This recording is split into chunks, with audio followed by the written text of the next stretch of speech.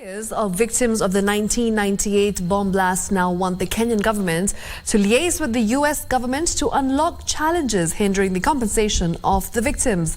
The lawyers, led by Philip Mussolino, urged the Senate Ad Hoc Committee on 1998 bomb blast to accompany them to Washington, D.C. in September to engage the U.S. Senate in a bid to lobby for compensation.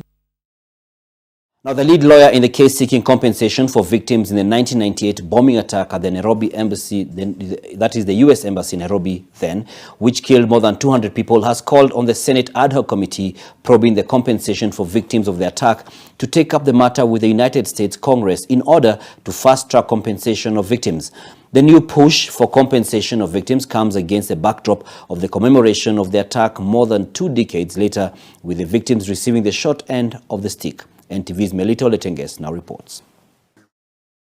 I've been working on behalf of the Kenyan victims and survivors. Lawyers representing victims of the August 7, 1998 bomb blast that targeted the U.S. Embassy in the heart of Nairobi presented their submissions before the Senate Ad Hoc Committee that is pushing for their compensation 25 years later. Now, victims of the 1998 U.S. Embassy bomb blast in Nairobi, who are not employees of the United States, have dismissed claims that they were compensated by the U.S. government.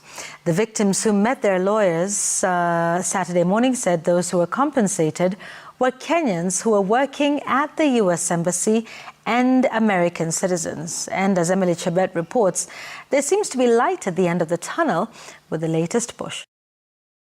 To other news, lawyers of victims of the 1998 Nairobi bomb blast are currently holding a meeting with the Senate Ad Hoc Committee to plan the next move towards forcing the U.S. government to compensate them. The victims have been pushing to be compensated for the past 25 years. Senate committees are planning a visit to the U.S. in September to continue with the compensation push. Let's now cross over and listen in to the proceedings. And lawyers representing victims of the 1998 U.S. Embassy bomb attack are now urging both the Kenyan and American government to use their foreign relations policy to end the 25-year agony for victims who are yet to be compensated.